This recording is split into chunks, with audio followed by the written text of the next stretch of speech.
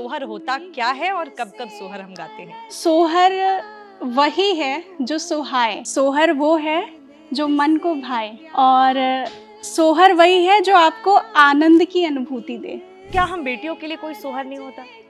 बिल्कुल होता है। सीता जी का जब जन्म हुआ था तो भी सोहर गाया गया था। अक्सर जो है बहुत सारे लोग बोलते हैं कि भोजपुरी गानों में बहुत ही अश्लीलता है। धर्म वही है, कला का एक कलाकार का धर्म वही है कि वो जो भी चीज़ें परोसे हमारे ऑडियंस को, हमारे श्रोता के लिए जो भी चीज़ वो बनाए उसमें कहीं ना कहीं जनता को कुछ सीखने को मिले, कोई अच्छा संदेश जाए और किसी न किसी रूप से भला हो। और कुछ है जो हमारे यूपी बिहार में गाया जाता है सोहर के अलावा? सोहर के अलावा बहुत सारी चीज़ें हैं। एक बहुत ही मतलब विलुप्त तो हो रही एक विधा है, जतसार। जतसार। जतसार आपने सुना होगा। हर घर में पहले एक जाता होता था और उसी में अनाज पीसे जाते थे और उसी को पीसते वक्त जो स्त्रियां होती थी, घर की जो महिलाएं होती थी, वो अपनी बात गा के और कह रही होती थी, उसको जतसार कहा जाता था। आप मुझे बताइए कि अच्छे हस्बैंड में क्या क्या खूबी होती है, क्या क्या देखनी चाहिए लड़कियों को? मुझे लगता है कि सबका देखने का एक अलग अलग नज़रिया होता है। मेरा जो नज़रिया है, दुनिया का सबसे अच्छा पार्टनर वही है जो आपको स्पेस दे आपके सपनों को पूरा करने के लिए।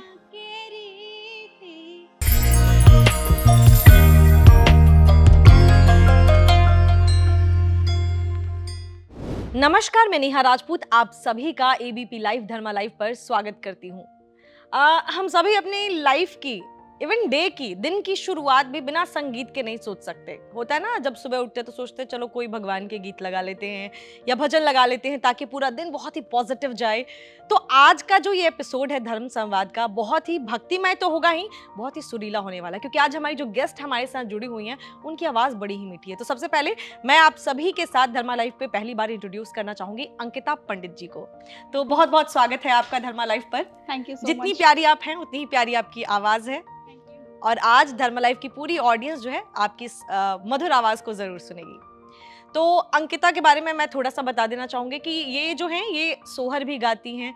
ये खास तौर पे यूपी बिहार में जो हमारे यहाँ भोजपुरी चलती है उसमें सोहर होता है। आगे बताएंगे ये सोहर क्या होता है।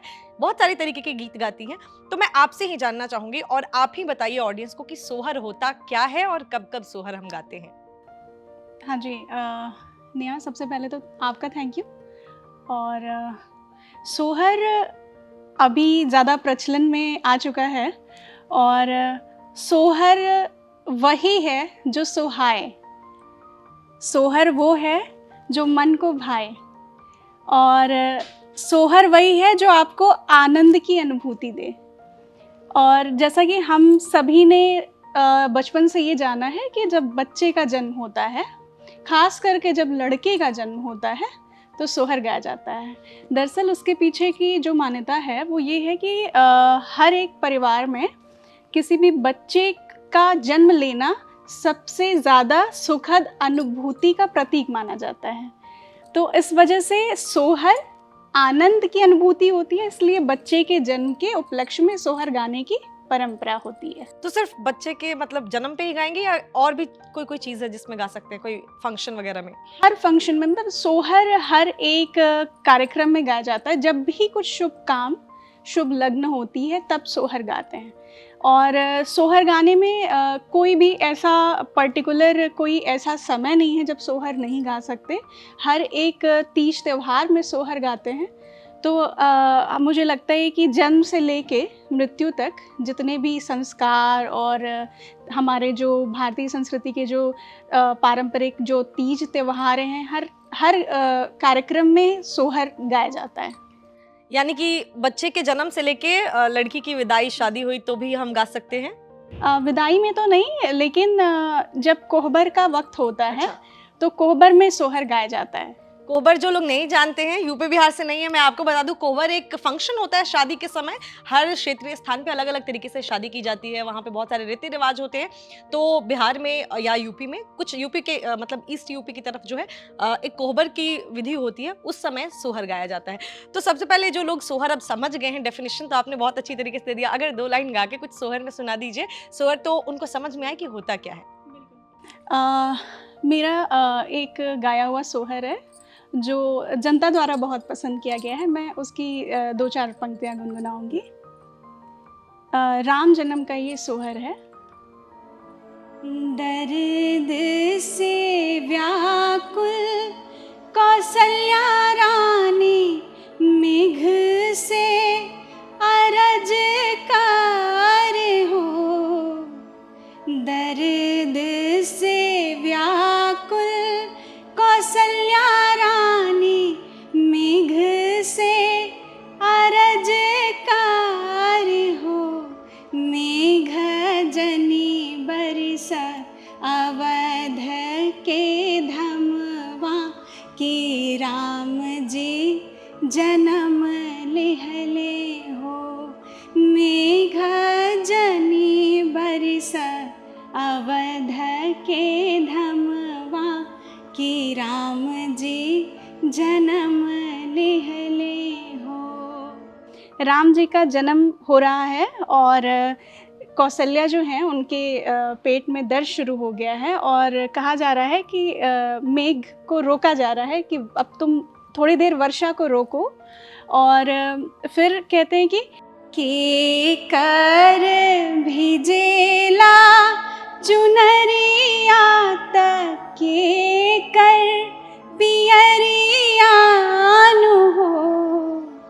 के कर भिजेला चुनरिया तक, के कर पियरिया नु हो। के कर भिजेला हो माथ के मुकुट वात, राम जी जन्म लिहले हो। अब ये सवाल हो रहा है सोहर में कि जैसे हमारी भारतीय संस्कृति में चुंदरी और पियरी दोनों का बहुत ही प्यारा सा स्थान है, बहुत महत्वपूर्ण स्थान है। तो अब जवाब में बताया जा रहा है कि कई के भिजेला चुनरिया कौशल्या के पियरिया नु हो। राजा दशरथ के भिजेला मुकुट वात, राम जी जन्म लिहले हो।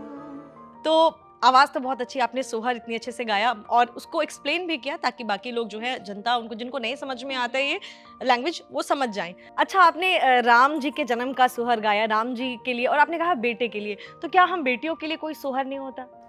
बिल्कुल होता है। तो वो भी अगर गुनगुना दे। बिल्कुल। बेटियों के बेटी मांगने के लिए आपने सुना होगा कि छठ में एक सोहर गाया जाता है, रुनुक झुनुक बेटी मांगीला, उसकी बहुत चर्चा होती है। और बेटियों जैसा कि मान्यता भी है कि सीता जी का जब जन्म हुआ था तो भी सोहर गाया गया था। तो बेटियों के जन्म पे सोहर हमेशा से गाया जाता रहा है, लेकिन प्रचलन में जो रहा है वो बेटों के जन्म के जो सोहर हैं वो ज़्यादा प्रचलन में रहे। और मुझे लग रहा है कि बेटी वाले जो सोहर है अब आप प्रचलन में ला रही हैं वापस से। मुझे अभी एक संस्था की तरफ से काम करने का मौका मिला बेटियों के लिए सोहर गाने का, तो उसकी 4 पंक्तियाँ मैं सुनाना चाहूँगी। 4 पहर रात बीतले, किरण गेली हो। 4 पहर रात बीतले, किरण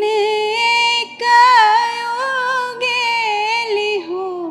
सुबही धिया के जन्म वाके आस, आंगन उठे सोहर हो।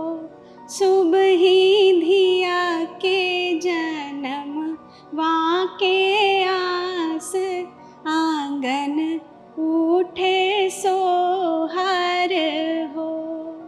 ये एक ऐसा बेटी जन्म का सोहर है जिसमें बेटी अभी पैदा नहीं हुई है, बेटी पैदा हो इसकी आस जताई जा रही है।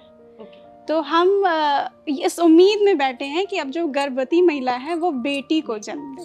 तो लोग कहते हैं ऐसे कि देखो बेटी नहीं मांगते थे, हम तो कितने पुराने समय से मांग रहे हैं। बिल्कुल, बिल्कुल। तो देखा जाए तो आपने ये तो सोहर का प्रचलन वापस से आपने शुरू कर दिया, बहुत सारे लोग और भी गा रहे हैं, लेकिन भोजपुरी को लेकर एक और भी चीज कही जाती है। अक्सर जो है बहुत सारे लोग बोलते हैं कि भोजपुरी गानों में बहुत ही अश्लीलता है।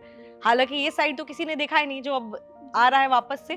तो क्या आप मानती हैं कि शायद जो लोगों का ये माइंडसेट बन गया है कि भोजपुरी में अश्लीलता है, लोगों ने जानबूझ के, कुछ सिंगर्स ने वैसे ही टॉपिक चुने जिससे कि अश्लीलता दिखे और ज्यादा वायरल हो, तो आप क्या सोचेंगे कि क्या जानबूझ के चीजें हुई हैं और किस तरीके से चेंज हो सकता है ये?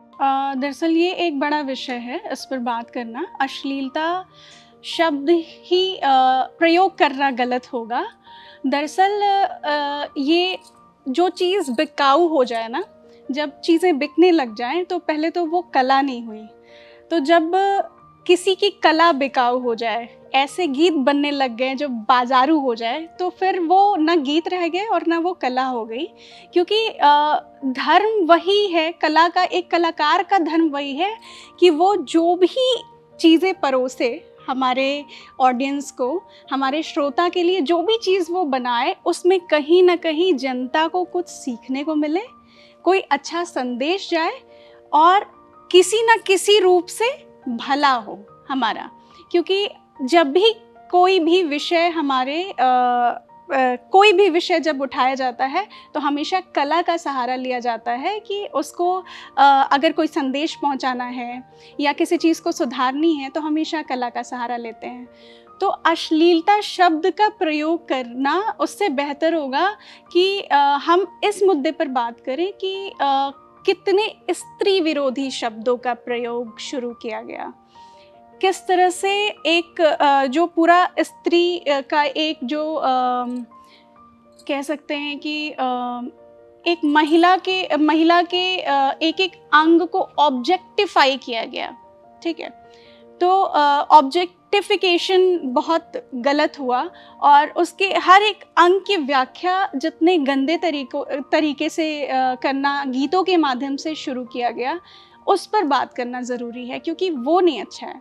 और हमारी जो भारतीय संस्कृति रही है उसमें आपने सुना होगा कि जो श्रृंगार रस के गीत होते थे उसमें महिला के हर एक अंग की, हर एक श्रृंगार की एक अलग खूबसूरती से व्याख्या की गई है।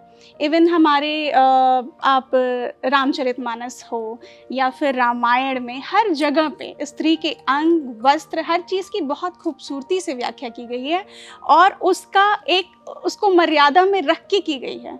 और ऐसी कला जहाँ पे मर्यादा का स्थान ना हो, ऐसी कला जिस कला से स्त्रियों को, जो कि सृष्टि की रचना करती है, उसको ऑब्जेक्टिफाई किया जाए, तो इससे ख़राब हमारे लिए कुछ भी नहीं है। और मैं यही कहूँगी कि वो कला नहीं है और वो कलाकार नहीं है जो अपने धर्म का सही पालन नहीं करता। तो धर्मा लाइफ पे आज आपको धर्म संवाद में कलाकार का क्या धर्म होता है वो अंकिता ने बहुत ही अच्छे से बताया। आपसे एक और चीज़ मैं जानना चाहूँगी, आपने, क्योंकि इतना अच्छा आप गा रही हैं कि मेरा तो मन कर रहा है मैं आपसे गाने सुनती रहूँ। नवरात्रि के समय जैसे हमने लड़कियों की, बेटियों की बात की, माँ दुर्गा शक्ति हैं, उनको हम छोड़ ही नहीं सकते। आपने क्या माँ दुर्गा के लिए कोई गीत बनाया है? एक गीत है जो अभी पिछले शारदीय नवरात्र में गाया था हमने, और वो गीत थोड़ा सा पारंपरिक गीतों से अलग था। वो एक राग है भीम पलासी राग पर आधारित वो गीत था, जिसको मेरे ही पतिदेव ने लिखा था उस गीत को। और उस गीत की 4 पंक्तियां मैं सुनाना चाहूँगी। अब की बेरिया फेरी द नजरिया, हम तो हके गोहराइले, हम तो हके गोहराइले। यहाँ पे जो भक्त है वो माता की गुहार लगा रही है और कह रही है कि अब इस नवरात्रि में आप अपनी नज़र हमारे ऊपर फेर दीजिए और हमारे सारे कष्ट को आप हर लीजिए। अब वो हर एक अंतरे में अपनी अलग अलग बात कह रही है। वो कहती है, सोनीला के माए तू हो मालिन के तारेलू, सोनीला के माई तू हो मालिन के तारेलू, हम हो अर्जी लगाइले, हम तो हके गुहराइले। जो भी पारंपरिक गीत रहे हैं, चूँकि ये पारंपरिक से थोड़ा सा अलग है, लेकिन इसमें सबसे खूबसूरत चीज़ जो है वो यही है कि आप ज़्यादातर पारंपरिक गीतों में जो हमारी परंपरा से जुड़े लोग हैं ना, जैसे मालिन, जैसे बजजवा जिसकी चुंदरी का वर्णन किया जाता है, जैसे कोहार, और जितने भी पात्र या फिर जितनी भी चीज़ें हम लोग पूजा पाठ में इस्तेमाल करते हैं, उनसे जुड़े जो भी लोग हैं जो उसको बनाते हैं, उन सब का वर्णन हम करते हैं। मतलब हमारी संस्कृति कितनी ज़्यादा समृद्ध है, हमारी पारंपरिक चीज़ें कितनी समृद्ध हैं कि हमारे एक गीत में, हमारे एक देवी के गीत में इतना तक जानने को मिलता है कि इस देवी को पसंद क्या है, इस भगवान को क्या पसंद है, और उनको कौन कौन सी सामग्री चढ़ाते हैं, और वो सामग्री या वो पात्र बनाता कौन है। मतलब इतनी सारी नॉलेज से हम परिपूर्ण हो जाते हैं एक गीत सुनकर। और देवी का ये गीत बहुत ही प्यारा गाया आपने। आप रागों की बात कर रही हैं, कला की बात है तो संगीत की बात है, आप राग की बात कर रही हैं। क्या किस तरीके से, मतलब आपके हिसाब से अगर हम भक्ति की बात करें तो कौन सा राग जो है वो सबसे बेहतरीन हो सकता है? हालांकि भक्ति के लिए सारे राग अच्छे हैं, लेकिन आपके हिसाब से। बिल्कुल, भक्ति गीत जो है बहुत सारे रागों में गाए जाते हैं। आपने सबसे ज़्यादा जो चलन में जो राग है वो राग भैरवी आपने सुना होगा, जो भोर के समय में गाया जाता है। दरअसल वो कहते हैं ना, ब्रह्म मुहूर्त होता है, और ब्रह्म मुहूर्त में जब भी आप प्रार्थना कर रहे होते हैं, प्रेयर कर रहे होते हैं भगवान की, उस समय की वो राग होती है जिसको जब आप गा रहे होते हैं तो आपके अंदर एक अलग वाइब्रेशन उत्पन्न होती है। उस वाइब्रेशन, उस एनर्जी के साथ आप भगवान से साक्षात्कार कर रहे होते हैं। और रागों की यही भूमिका होती है कि जब आप किसी राग को सुन रहे होते हैं, आप अगर एक अच्छे श्रोता हैं और जब आप गा रहे होते हैं तो आपका तार सीधा ईश्वर से जुड़ जाता है। तो भैरवी, भीम पलासी, भूपाली, इन सभी रागों में माता के या फिर हमारे जो भी ईष्ट हैं उनके भजन सुनने को ज़्यादातर मिलते हैं। एक और चीज़ आपसे मैं जानना चाहूँगी, हमारे यहाँ छठ पूजा, क्योंकि अभी हमने डिस्कस किया, छठ पूजा के गीत बहुत ही ज़्यादा पसंद भी किए जाते हैं, और अब तो मुझे लगता है कि पूरे वर्ल्ड में ही जहाँ भी बिहारी हैं या बिहार के लोग हैं, छठ पूजा होती ही होती है, गीत सुने ही जाते हैं। अगर आप छठ पूजा के 2 लाइन गा दे तो, क्योंकि जब भी हम सुनते हैं मुझे तो गूज़बम्स आ जाते हैं, क्योंकि गीत ही इतनी प्यारी होती है। तो जितने भी हमारे व्यूअर्स, क्योंकि धर्मा लाइव पे कुछ ऐसे भी व्यूअर्स होंगे जिन्हें छठ पूजा के गीत सुनने को अभी तक नहीं मिला होगा, तो अगर आप उनको 2 लाइन गा के सुनाए छठ पूजा के गीत। छठ पूजा का एक बहुत ही पारंपरिक गीत है जो कि ज़्यादा चलन में नहीं है, लेकिन घरों में वो बहुत गाया जाता है, वो मैं सुनाना चाहूँगी। अभी पिछले छठ में मैंने इस गीत को गाया भी था। सुबराण सोहेला खड़ुआता, कान्हे पर जानेवा सोहे।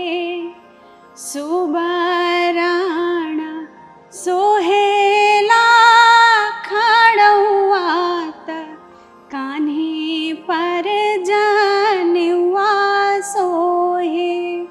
ए हाथे सोहे सुबराणा छड़ियाता, सगरे सायर घूमे। एकता में जगले महादेव, ताही घर छठी होला। एकता में जगले कार्तिक बाबू, ताही घर छठी होला। छठ का ये गीत मतलब बहुत ही अद्भुत, बहुत ही अच्छा गाती हैं आप। एक चीज़ अंकता मैं आपसे जानना चाहूँगी, एक लड़की के लिए, एक औरत के लिए बहुत सारी परेशानियाँ होती हैं जीवन में। आप इतना अच्छा गाती हैं, आपने संगीत की ट्रेनिंग भी ली है। किस तरीके की जर्नी रही आपकी, मैं ये जानना चाहूँगी? शादी से पहले किस तरीके का रहा, शादी के बाद कैसा रहा संगीत को? क्योंकि आजकल होता है ना कि जैसे लड़कियों को बहुत सारी चीज़ें कॉम्प्रोमाइज़ करनी पड़ती हैं। शादी से पहले भी घर में बहुत सारी रिस्ट्रिक्शंस होती हैं, तो आपको क्या-क्या चीज़ें फेस करनी पड़ी? अ, ये मतलब मेरे लिए बहुत डिफ़िकल्ट है डिस्कस करना, बट शादी के पहले मतलब एक समय मेरे जीवन में ऐसा आया था जब मैं अच्छा कर रही थी और मुझे लग रहा था कि हाँ, अब मैं सीढ़ियाँ चढ़ना शुरू कर चुकी हूँ। तभी मेरे विवाह का समय आता है और परिवार में लड़का जो है पसंद कर लिया जाता है और मुझे भी पसंद आ जाता है। और उसके बाद से क्या होता है कि एक दिन हमारे ससुर जी का फ़ोन आता है हमारे पास और इस बात की जानकारी किसी को भी नहीं रहती है। और उन्होंने फ़ोन पे हमसे कुछ बातें की और उन्होंने कहा कि बेटी तू सब करा ए जौन तू भोजपुरी गाना गाओ तड़ू ई छोड़ दा। उन्होंने अश्लीलता वगैरह की वजह से कहा। हाँ, क्योंकि जो मुझे उसकी जो नींव समझ में आ रही थी उस उनके कहने की, तो वो जो टाइम था, वो जो पल था जिस समय मुझे याद है दोपहर का समय था और मेरी बात हुई और मैंने बस कहा ठीक है पिताजी, बस इतना कहा मैंने। और उस समय सब कुछ ब्लैंक था, कुछ नहीं समझ में आ रहा था क्योंकि वो उम्र बहुत ज़्यादा उनकी है और बहुत सारी चीज़ आप तत्काल नहीं समझा सकते हैं। तो मैंने बस ठीक है बोल के अपना जवाब दिया और फ़ोन रख दिया। और ये बात मैंने किसी को भी नहीं बताई कि ऐसा बोला गया है, क्योंकि चीज़ें बहुत मुझे लगा कॉम्प्लिकेटेड हो जाती और मुझे लगा कि अभी इसको थोड़ा समय पे छोड़ देते हैं। और फिर धीरे-धीरे मतलब अंदर ही अंदर मैं एकदम से ही टूटने लग गई थी और फिर विवाह हुआ और मुझे लगता है विवाह के 2 ढाई 3 साल तक तो सारी चीज़ें बंद थीं बिल्कुल। और एक फ़ेज़ वो भी आ गया था कि अब ऐसा लग रहा था कि मैं नहीं कर सकती हूँ। मतलब शायद वो छूट जाने से हुआ या फिर जो एक अंदर मेरे वो जो घुटन चल रही थी। बट फिर वो एक फ़ेज़ आया, मतलब जब मेरे पतिदेव ने मेरा बहुत साथ दिया और उनको तो ये शुरू से पता था कि मुझे ये करना है, लेकिन उनको ये नहीं पता था कि मुझसे क्या कॉन्वर्सेशन उनके फादर की हुई है। और फिर पिताजी ने ही, मेरे ससुर जी ने ही एक समय बाद मुझे फ़ोन किया और कहा कि बेटी हमसे बहुत बड़हन गलती हो गई। हम देखनी है कि तू जौन गीत गावत अड़ू, चाहे जौन तू काम करत अड़ू, उनमें कोनो बुराई नहीं खे, कोनो हर्ज नहीं खे। और तू फिर से संगीत सीखल शुरू कर द, फिर से गावल शुरू कर द। वो एक दिन था, बट उस दिन क्या था कि वो सुनने के बाद भी मेरे अंदर से वो चीज़ नहीं आ रही थी कि मैं तुरंत से ऐसे शुरू कर दूँ, मैं चिल्लाने लग जाऊँ, मैं बहुत खुश हो जाऊँ, क्योंकि मेरे अंदर से वो कॉन्फिडेंस ख़त्म हो चुका था। तो वहाँ से जो मेरे पतिदेव ने जो मेरा साथ देना शुरू किया, मतलब हर दिन पुश करना, हर दिन मुझे बैठ के समझाना और ये बताना कि अगर आप ये छोड़ देंगी तो शायद हम भी आपस में खुश नहीं रह सकते हैं। फिर धीरे-धीरे मतलब मुझे रोज़ डाँट सुनने को मिलता था, मैं रोज़ डाँट सुनती थी और बहुत रोती थी, मतलब जब अकेले होती थी तो बहुत रोती थी। फिर धीरे-धीरे उनके सपोर्ट से चीज़ें शुरू हुई और अब कोशिश कर रही हूँ कि ऐसे ही करती रहूँ। आप बहुत अच्छा गाती हैं, हम भी कहेंगे कि आप गाती रहें। लेकिन जैसे आपने बोला कि आपके हस्बैंड ने आपको बहुत सपोर्ट किया, मैं आपसे जानना चाहूँगी, आप मैरिड हैं। बहुत सारी लड़कियाँ ये बात सुनेंगी, जो देखेंगी और वो सोचेंगी कि अरे! ऐसा क्या है? तो आप मुझे बताइए कि अच्छे हस्बैंड में क्या-क्या खूबी होती है? क्या-क्या देखनी चाहिए लड़कियों को? मुझे लगता है कि सबका देखने का एक अलग नज़रिया अलग होता है। नज़रिया होता है। मेरा जो नज़रिया है, दुनिया का सबसे अच्छा पार्टनर वही है जो आपको स्पेस दे आपके सपनों को पूरा करने के लिए, जहाँ पे उसका वो स्पेस ऐसा जहाँ पे वो भी इंटरफेयर ना करे।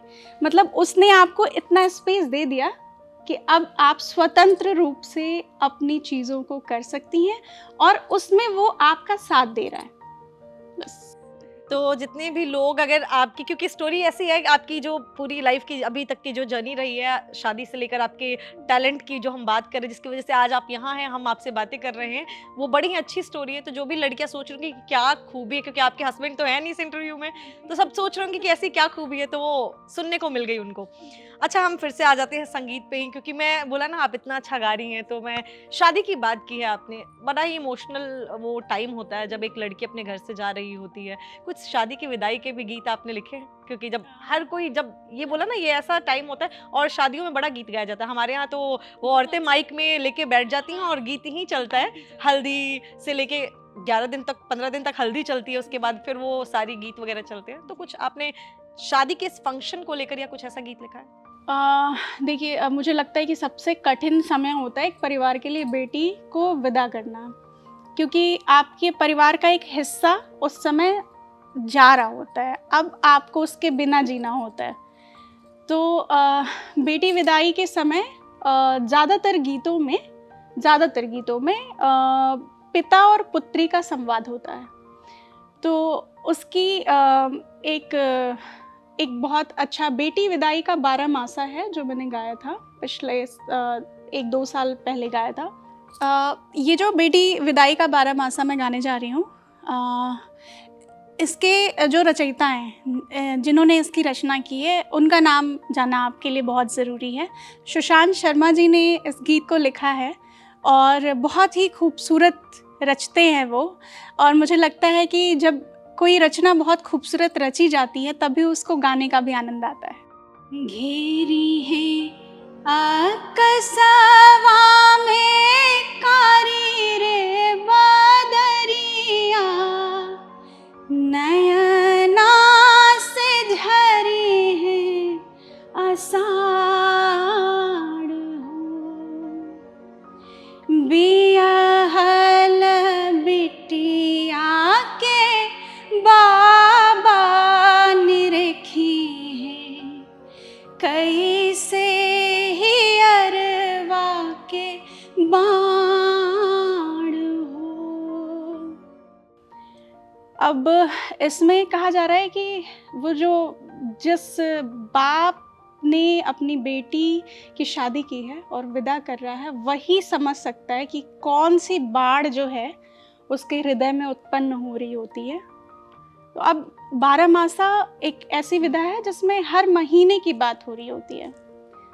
तो इसमें एक अंतरा है, सावन बेटी लगे है कटावन, बरी है झरा झरी बून हो,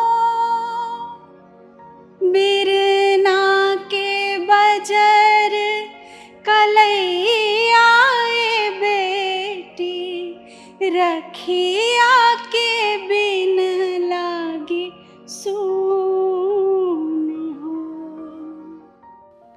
इसमें पिता कह रहा है कि अब सावन आ गया, आषाढ़ के बाद जैसे आषाढ़ उतरता है सावन चढ़ जाता है, सावन चढ़ेगा, वो सावन भी हमें काटने के लिए दौड़ेगा जब तुम चली जाओगी। और कह रहा है कि सावन में ही रक्षाबंधन, जैसे सावन खत्म होता है रक्षाबंधन आता है, तो कह रहा है कि तुम्हारे राखी के बिना भाई की कलाई जो है वो भी सूनी हो जाएगी। तो इस तरह से इस गीत में हर महीने का वर्णन है कि एक बेटी के जाने के बाद हर महीने कैसे गुजरता है एक परिवार का, उसकी व्याख्या की गई। तो ये सारी वीडियो और जो आपके गाने हैं वो सारे हैं यूट्यूब? जी। तो जितने भी लोग ये थोड़ा सा, अगर, क्योंकि हम पूरे इंटरव्यू में पूरा गाना तो सुना नहीं सकते, तो अगर आपको सुनने का मन कर रहा है तो आप अंकिता के यूट्यूब चैनल पर जा सकते हैं, वहाँ सुन सकते हैं। नीचे आपको डिस्क्रिप्शन बॉक्स में वो लिंक मिल जाएगा। मैं एक चीज़ और आपसे जानना चाहूँगी, शादी तो ठीक है, लेकिन आपके मैक्सिमम जितने भी गाने हैं वो सारे भक्ति ही हैं। आपको मन नहीं किया कि आप बॉलीवुड के लिए या कहीं और भी ऐसे गाने गाएं, या किसी और भी टॉपिक पे? जैसे होता है बहुत सारे लोग आजकल जो गाना आ गया, रिलीज हुआ, उसको खुद गा देते हैं और वो भी वायरल होता है। तो आपको मन नहीं किया कभी ऐसा करने का? भक्ति ही क्यों? दरअसल ज़्यादा गाने भक्ति नहीं कह सकते, भक्ति भी हैं साथ साथ में, क्योंकि हमारी पारंपरिक चीज़ों में हर जगह भगवान का जिक्र होता है, मतलब हर महीने में एक भगवान की पूजा होती है। और उसके साथ ही साथ स्त्री पक्ष को मैंने ज़्यादा गाया है। और मैंने ये कोशिश की है कि हर एक गीत में हम कुछ अपने श्रोता को समझा सकें। जो जैसे बहुत सारे गीतों पर सवाल होते हैं ना कि आखिर उसको गाने का मतलब क्या है, गाना ही क्यों है। बट हमारी जो लोक परंपराएं रही हैं ना, उनके गीतों में हमेशा संवाद छुपा होता है, एक कहानी छुपी होती है। तो इन सब चीज़ों से मैं बचपन से बहुत जुड़ी रही हूँ, मैं सुनती रही हूँ बहुत छोटे से ही। अपने घर के जितनी भी हमारे चाची, दादी, हमारी बड़ी अम्मा, छोटी अम्मा, जितनी लोग भी थी, उनसे सुनती रही हूँ। और हम लोगों का पूरा बचपना, जो गर्मी की छुट्टियाँ होती थी, वो गांव में ही बीतती थी। तो हम लोग पूरे देहाती लोग रहे हैं। और चूँकि इन चीज़ों से मैं शुरू से ही बहुत अट्रैक्ट होती रही हूँ, तो बॉलीवुड में जाने का मन मतलब कभी हुआ तो नहीं। और फिर मुझे ये भी लगा कि अगर हम मतलब एक बोलते हैं ना, मनुष्य योनि में जन्म ले लिया है, तो कुछ तो ऐसा करके जाएं, या कुछ ऐसा पृथ्वी को, धरती को दे के जाएं कि हम एटलीस्ट बोझ बन के ना रहें। तो मुझे लगा कि ये जो फील्ड होगी वो मेरे लिए अच्छी होगी, इस पर मैं काम कर सकती हूँ, इसलिए मैंने इसको चुना। और आपके सच में आपके जितने भी गाने हैं बहुत ही यूनिक हैं, लोगों को मैसेज देते हैं। तो एक कलाकार का धर्म तो समझाया, साथ ही साथ किस तरीके से आपको भी अपने सपनों को चुनना चाहिए ये भी आपने बताया। आपने कहा महीनों, यहाँ तो हर दिन पे भगवान है, देखा जाए हर दिन के लिए एक भगवान है। मैं आपसे, आप मंत्र वगैरह भी पढ़ती हैं? हाँ, मतलब ज़रूरत पड़ती है तो मंत्र पढ़ती हूँ। वैसे पूजा पाठ में मतलब मैं और मेरे पतिदेव जो है, हम दोनों लोग लगभग साथ में ही पूजा करते हैं, डेली भगवान की आराधना साथ ही करते हैं। तो मुझे ये मतलब मंत्र को पढ़ना या कोई भी पाठ करना उनसे सीखने को मिलता है, तो मैं करती हूँ, कोशिश करती हूँ कोई कि मंत्र अगर आप सुनाइए। चूँकि हम लोग तो सरस्वती माता की पूजा करते हैं, और कहा जाता है कि कला ही सरस्वती है।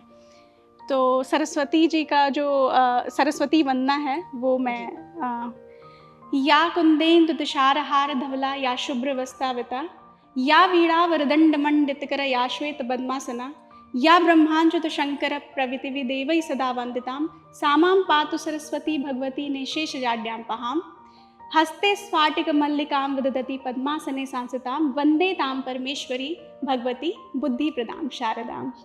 तो आपने मंत्र भी सुनाया, आप हमें लोकगीत भी सुना रही हैं। सोहर है, और कुछ है जो हमारे यूपी बिहार में गाया जाता है सोहर के अलावा, जो लोगों को शायद नहीं पता? सोहर तो हर समय गाया जाने वाला, हर शुभ काम पे। सोहर के अलावा बहुत सारी चीज़ें हैं। एक बहुत ही मतलब विलुप्त तो हो रही एक विधा है, जतसार। जतसार आपने सुना होगा। हर घर में पहले एक जाता होता था जी। और उसी में अनाज पीसे जाते थे, और उसी को पीसते वक्त जो स्त्रियां होती थी, घर की जो महिलाएं होती थी, वो अपनी बात गा के और कह रही होती थी, उसको जतसार कहा जाता था। अच्छा। तो अभी एक सीरीज पर मैंने काम किया जिसके सारे गीत सुशांत शर्मा जी ने लिखे हैं। उसी सीरीज का एक गाना है जतसार, उसकी 4 पंक्तियां मैं आपको सुनाती हूँ। और इसमें भी एक बहुत अच्छा डिस्कोर्स आपको सुनने को मिलेगा कि किस तरह से एक जो तथाकथित फेमिनिज्म की बात हम करते हैं, तो इस गीत में आपको ये समझने को मिलेगा कि एक लड़का और एक लड़की का एक इस पृथ्वी पर क्या इम्पोर्टेंस है, एक घर में क्या स्थान है। के कोखी उपजेले धिया पूता एके गोदी खेले हो राम। एके कोखी उपजेले धिया पूता एके गोदी खेले हो राम। बाबा हो काहे नाही दुनिया के रीते, एक ही जस हो आपकी बेटी का सवाल है कि एक ही कोख से हम दोनों भाई बहन जन्मे और एक ही गोद में खेले भी, तो ये दुनिया की रीत हम दोनों के लिए अलग अलग क्यों है। अब पिता कह रहा है, एके पुण्य पावाला पोसाला, एके नेह राखाला, एके पुण्य पावाला पोसाला, एके नेह राखाला, बेटी दोनों नयनवा समान से, भेद नाही जानिले होरा। पिता कहता है कि मैंने दोनों को एक ही बराबर प्रेम दिया, स्नेह दिया, और मेरे लिए तुम दोनों मेरे दोनों आँख की पुत्री के समान हो, और मैंने कभी भेद नहीं किया। अब बेटी कहती है, पूछती है कि भैया हाथे तिरवा धानु ही आता, मोरे हाथे अरे पान, भैया हाथे तिरवा धानु ही आता, मोरे हाथे अरे पान, बाबा हो भैया खेले बन में शिकार, उरे ही हम चकेवा समा हो राम। बेटी का सवाल है कि भैया को तो आपने वन में शिकार करने के लिए भेज दिया, और मेरे हाथ में जो है मुझे मैं अर्पण कर रही हूँ। अर्पण वो चौक पूरते हैं हमारे यहाँ, तो उसको अर्पण कहते हैं।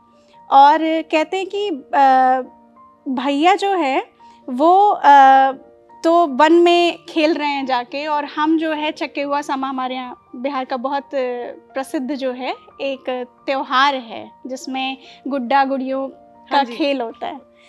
तो अब पिता कहता है कि भैया हउए घर के पाहरुआ, आंगन धिया ज्योतिया हो राम, भैया हउए घर के पाहरुआ, आंगन धिया ज्योतिया हो राम, बेटी जब भैया जइहे कुरुखेत, तो पीड़िया जो गई बूहे राम। पिता ने इतनी खूबसूरती से उस सवाल का जवाब दिया, और पिता कह रहे हैं कि भैया जो है वो घर के पहरेदार हैं, तो तुम हमारे आंगन की ज्योति हो। मतलब जितना ज़रूरी एक घर का पहरेदार है, उतनी ही ज़रूरी हमारे आंगन की ज्योति है। और तुम्हारा इतना महत्वपूर्ण स्थान है एक परिवार में, बेटी का, एक बहन का, कि जब भैया शिकार करने जा रहा है, जब वो युद्ध पर जा रहा है, तो जो उसकी जान है ना, मैंने वो तुम्हारी हथेली पे दे दी है। मतलब जब तुम पीड़िया का व्रत करोगी, तो वो उसका जो पुण्य प्रताप है वो तुम्हारे भाई को मिलेगा। तो ये जत्सार है, ये जो पूरा ये इस जत्सार में एक पुत्री का अपने पिता से सवाल है जिसका जवाब वो दे रहा है, और वो भाई बहन और एक लड़का और लड़की के बीच का जो महत्वपूर्ण स्थान है वो बताने की कोशिश। तो ये जो जत्सार होता था, ये हर सिचुएशन के लिए होता था, यानी कि जैसे हर सिचुएशन में गा सकते थे, या जैसे आपने बताया ये संवाद की तरह ही होता था सिर्फ? दरअसल हम लोग के जितने भी पारंपरिक गीत हैं, ज़्यादातर गीत, उसमें संवाद की ही परंपरा रही है। तो ये जत्सार का जो समय है वो वही है जब अनाज दरने का काम किया जाता है। तो दो महिलाएं आपस में, क्योंकि महिलाओं के संवाद का जरिया ही लोकगीत रहा है, मतलब लोकगीत में हमेशा महिला अपना, चाहे वो सुख है चाहे वो दुख है, वो गीतों के ही माध्यम से शुरू से बताती आई है, क्योंकि उतना कहने का मौका और वो स्पेस नहीं होता था। अब तो चीज़ें बदल गई हैं, बहुत अच्छी हो गई हैं। अब तो हर किसी को वो अधिकार मिल गया है कि आप अपनी बात परिवार में रख सकते हैं। जी। तो जज्सार के बारे में मैं तो हालांकि मैं वहीं से हूँ, लेकिन मुझे भी नहीं पता थी। क्या आपको पता थी? कमेंट सेक्शन में लिखकर बताइएगा कि जितने भी यूपी बिहार वाले लोग हैं, आपने जज्सार सुनी है कभी? बाकी राम जी की बात अभी बहुत हुई है। आपने राम सीता, क्योंकि मैंने तुरंत अभी थोड़ी देर पहले आपके पति के बारे में भी पूछा आपसे, तो एक हस्बैंड वाइफ राम सीता का तो सबसे बड़ा ही, मतलब उनसे बड़ा तो कोई हो ही नहीं सकता। आपने राम सीता संवाद भी गाया है, वो अगर आप गा के गुनगुना के 2 लाइन सुना दीजिए। जी। ये गीत थोड़ा सा, इस गीत ने कंट्रोवर्सी क्रिएट की थी, चूँकि लोगों को इसमें ऐसा समझ में आया कि ये किसी जाति विशेष की बात की जा रही है, और इसमें लोगों ने कहा कि नहीं, राम जी ने सीता जी को अलग नहीं किया था, वो अपनी मर्जी से अलग हुई थी। तो सबसे पहले आपके चैनल के माध्यम से मैं इसको क्लियर करना चाहूँगी कि राम सीता संवाद जो है ना, पहले तो ये समझना होगा कि वो राम और सीता का संवाद है।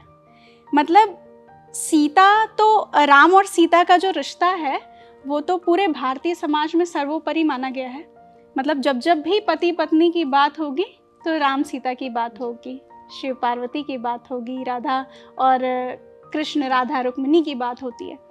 लेकिन जब हम एक स्त्री पक्ष की बात करते हैं, जैसा मैंने आपको बताया कि मैंने स्त्री पक्ष को खूब गाने की कोशिश की है, तो वो तो ठीक था कि राम ने अपने राज धर्म का पालन करने के लिए सीता माता को खुद से अलग किया, और सीता जी ने अपने पत्नी धर्म का पालन करने के लिए उनसे अलग हो गई।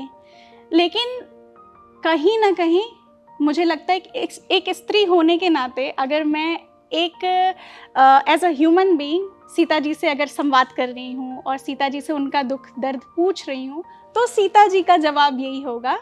तो वो कहती हैं, धोबी के कहल का पर दिहाला निकाली, तेज दिहला सीता सनारी, हो पिया तेज दिहला सीता सनारी, बनवे के मारल बनवे में भेजला, तेज दिहला सीता सनारी, आहे पिया तेज दिहला सीता सनारी।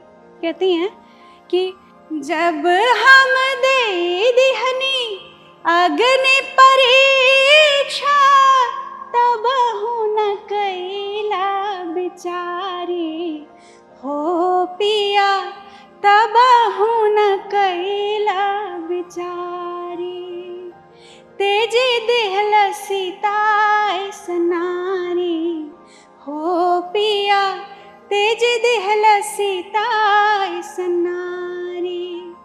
ये सिर्फ और सिर्फ सीता जी का पक्ष है जो मैंने गाया है, और एक सामान्य स्त्री के रूप में जब हम देखें, जैसा कि बोलते हैं ना कि राम और सीता अलग अलग, जब हम उनका अलग अलग जब बात करें कि राम पुरुषों में उत्तम क्यों माने गए, सिर्फ और सिर्फ अपने त्याग की वजह से और अपने धर्म के पालन करने की वजह से, उसी प्रकार से जब सीता की बात करेंगे तो सीता जी भी स्त्रियों में सर्वोत्तम मानी जाएंगी, क्योंकि वैसा त्याग मुश्किल है। मतलब वैसा त्याग और हम सोच भी नहीं सकते हैं, त्याग की पराकाष्ठा जिसको कहेंगे ना, उन्होंने वो हमारे सामने रखी है।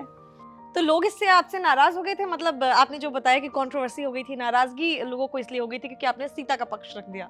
सीता का पक्ष असल में क्या है ना कि श्रोता बहुत बार जो एक गाने वाला जो सिंगर है उसकी बात तक नहीं पहुंच पाते हैं, क्योंकि उसके लिए हमें 1-to-1 कॉन्वर्सेशन करना होता है। और बहुत बार मुझे लगता है कि आपकी जो जनता के सवाल है उनका 1-to-1 आंसर करना भी उचित मुझे नहीं लगता है। मुझे लगता है कि कभी आपको मौका मिले किसी प्लेटफॉर्म पे तो आप उस बात को कर लीजिए, क्योंकि अलग अलग लोगों के सोचने का तरीका अलग होता है, अलग अलग लोगों के समझने का तरीका अलग है। मैंने उस गीत को गाया, उसके पीछे सिर्फ़ और सिर्फ जब मैं एक सामान्य स्त्री की तरह सीता जी को देखती हूँ, तो मुझे ये समझ में आता है कि अगर वो एक स्त्री होते हुए अपना कष्ट कह रही होंगी तो वो क्या कह रही होंगी। तो जितने भी लोग नाराज हैं उनको आपने बताया कि ये आपने कैसे सोचकर, किस तरीके से, क्या आपकी भावनाएं थी जब आप ये गीत गा रही थी। एक और चीज मैं आपसे जानना चाहूंगी, राम जी की तो हमने बहुत सारी बात की, कृष्ण भक्त भी होंगे, वो सोच रहे होंगे ये तो सिर्फ राम जी की गाने गा रही हैं, राम जी के गीत गा रही हैं। कृष्ण जी के लिए, और आजकल जैसे बोला ना कि अब मथुरा में भी मंदिर बनने के लिए बातचीत शुरू हो रही है, लोग कह रहे हैं मथुरा में अब की बारी, अब जो है मथुरा में कृष्ण जी आएंगे, तो कृष्ण जी के लिए भी कुछ गा दीजिए ताकि उनके भक्त भी नाराज ना हो, ना हमसे ना आपसे। जी। अभी मैंने पिछली जन्माष्टमी में एक कृष्ण जन्म सोहर गाया था, और वो बहुत ही पारंपरिक सोहर है। उसमें कृष्ण जी अभी गर्भ में हैं, और उनकी माँ जो हैं वो उनका पूरा अपनी बात वो कह रही हैं। एक मास गईले दोसर मास अवरु तीसर मास हो, बहिनी चौथ महीना जब लागल गर्भ जनाइल हो, बहिनी चौथ महीना जब लागल गर्भ जनाइल हो, पचवा महीना जब लागल छठे नियराइल हो, बहिनी सतवा महीना जब लागेला कंस पापे जानेला हो। इस पूरे गीत में जब कृष्ण उनकी माँ के गर्भ में थे, और उनके मामा जो है उन लोगों को जेल में, उस समय दोनों पति पत्नी जेल में थे, तो वो अपनी व्यथा कह रही हैं कि चौथा महीना जब आता है एक स्त्री के गर्भ धारण करने के बाद, तो गर्भ पता लगना शुरू हो जाता है, और धीरे धीरे पाँचवां और छठवां तो बीत जाता है, बट 7वें महीने से पता लगने लग जाता है कि स्त्री गर्भवती है पूर्ण रूप से। तो उस समय कंस को पता लग जाता है, और फिर कंस जो है किस किस तरह से मारने की कोशिश करता है, और इस पूरे गीत में अंत तक पूरी एक कहानी बताई जा रही है कि फिर कैसे जो देवकी हैं वो बोलती हैं कि राजा को बोलती हैं कि आप जाइए, उसको किसी भी तरह से यमुना पार करा दीजिए, और वो यशोदा जी के हाथ में चले जाए। जी। तो जितने भी लोग ये पूरी अभी तक आपने जितने भी अभी तक हमारे साथ जुड़े रहे और आपको लग रहा होगा कि ये थोड़ा गा रही हैं, पूरा क्यों नहीं गा रही, तो हम, जैसा मैंने पहले भी कहा, कि पूरा गाना आप सुन सकते हैं, नीचे यूट्यूब चैनल का डिस्क्रिप्शन मिल जाएगा, इनके अंकिता के डिस्क्रिप्शन बॉक्स में आप जाइए और वहाँ से आपको मिल जाएगा, और पूरा गाना भी आप सुन सकते हैं, वहाँ पे गीत सुन सकते हैं। हमने यूपी बिहार के लोग तो भी बहुत ही खुश होंगे और मुझे लगता है वो हमारे साथ जुड़े होंगे, लेकिन बहुत सारे ऐसे लोग हैं जिनको ये भाषा समझ में शायद नहीं आएगी और दिक्कत होगी समझने में। तो मैं आपसे जानना चाहूंगी कि आप लोकगीत तो ठीक है, आप हिंदी गाने, गजल वगैरह भी गाती हैं, सुनती हैं? बिल्कुल। मुझे नहीं लगता है कि कोई हिंदी से अछूता रह सकता है। मतलब हिंदी तो राजभाषा है, ऑफ़िशियल लैंग्वेज है, जिसके बिना तो हम रह ही नहीं सकते। मतलब हम किसी भी शहर में जाएँ तो हमारा सबसे आसानी से जो हम संवाद कर सकते हैं वो हिंदी में ही करेंगे। और मैं खूब सुनती हूँ, हिंदी गाने भी खूब सुनती हूँ, और गज़ल आपने बात की तो बहुत, मतलब बहुत सारी गज़ल मुझे पसंद है जो मैं रोज़ सुनती हूँ। उसमें से एक गज़ल है, अगर गा के सुना दें तो शायद लोग खुश हो बिल्कुल, जाएंगे। मैं 4 पंक्तियाँ सुनाऊँगी। अ, इस गज़ल भी सच्चाई होती है ना, तो इस गज़ल के माध्यम से भी हमारे जो एक सामाजिक जो जीवन हम जी रहे होते हैं ना, उसमें छोटी-छोटी सच्चाइयाँ जो छिपी होती हैं, उन्हीं बातों को इस गज़ल के और थ्रू। ये गवाने का स्वार्थ मेरा खुद का है क्योंकि मुझे गजल बहुत पसंद है। हाँ जी। राहों पे नज़र रखना, हो होठों पे दुआ रखना, राहों पे नजर रखना,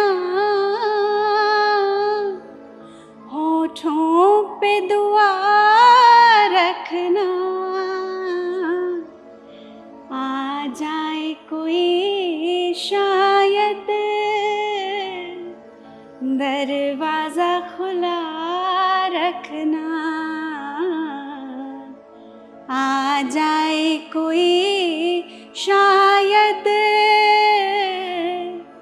दरवाजा खुला रखना।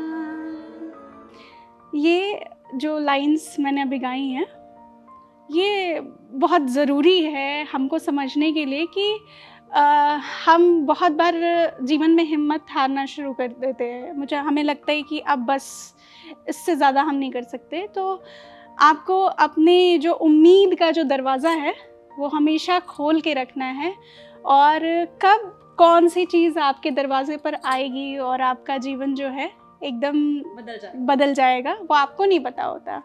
इसका एक और अंतरा मैं गा रही हूँ।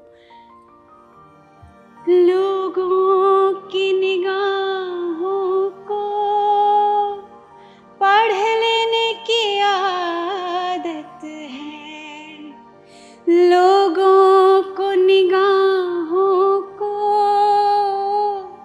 पढ़ लेने की आदत है, लोगों की निगाहों को पढ़ लेने की आदत है, हालात की तहरीरें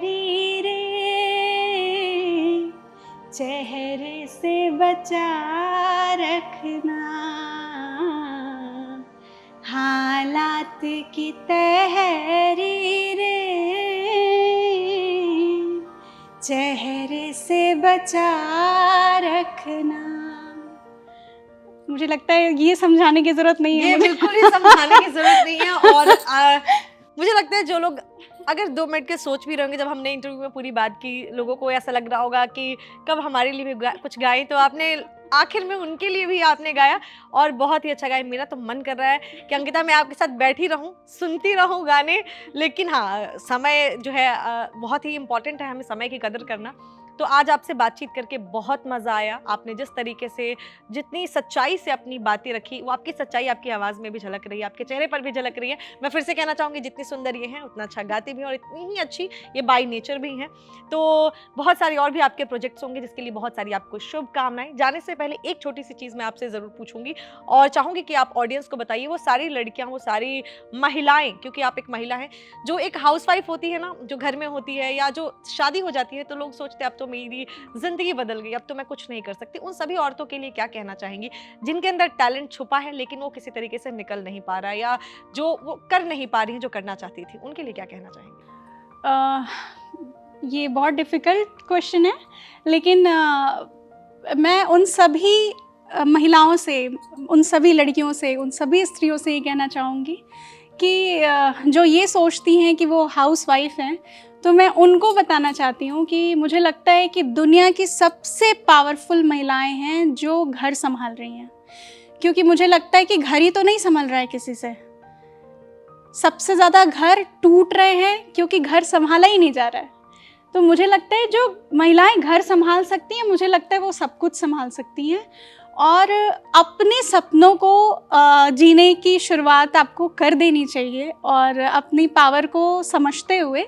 और मुझे लगता है कि जब आप अपने सपनों को जीना शुरू करते हैं, थोड़ी मेहनत आपको करनी पड़ेगी। मैं ये नहीं कहूँगी कि सब कुछ एकदम ब्लैक एंड वाइट है, बट जब आप अपने सपनों के साथ उड़ान भरना शुरू करती हैं तो हर कोई आपका साथ देना शुरू करता है। बेहतरीन। तो आपने सभी को जो है बताया भी, और मुझे तो बहुत अच्छा लगा बात करके। लेकिन हाँ, जाने से पहले हमारे धर्म संवाद पे हमारे धर्मा लाइव का एक रिचुअल है। जो भी गेस्ट आता है, इस शो का हिस्सा बनता है, उनसे हम एक प्रॉमिस लेते हैं, क्योंकि बहुत सारे लोग अब आपसे कुछ ना कुछ सवाल लिखेंगे, चाहेंगे आपसे जानना, क्योंकि आप पहली बार हमारे चैनल पर आई हैं। तो उनके सवालों का जवाब देने के लिए आपको ही आना पड़ेगा, वापस जुड़ना पड़ेगा हमसे। तो आपके जितने भी सवाल हैं अंकिता के लिए आप कमेंट सेक्शन में लिख सकते हैं और इनके यूट्यूब चैनल पर जाकर आप इनके गाने भी सुन सकते हैं। आगे जो भी प्रोजेक्ट्स होंगे हम भी कोशिश करेंगे कि अपने धर्मा लाइफ के थ्रू आपको बताते रहें। तो आज के लिए बहुत बहुत शुक्रिया, बहुत अच्छा लगा आपसे मिलकर। धन्यवाद। तो मिलते हैं किसी अगली वीडियो में किसी खास गेस्ट के साथ, कुछ बहुत ही अच्छी बातों के साथ। तब तक देखते रहिए धर्मा लाइव और खुश रहिए, ख्याल रखिए। For exclusive and insightful videos, subscribe to our new channel ABP Live Premium.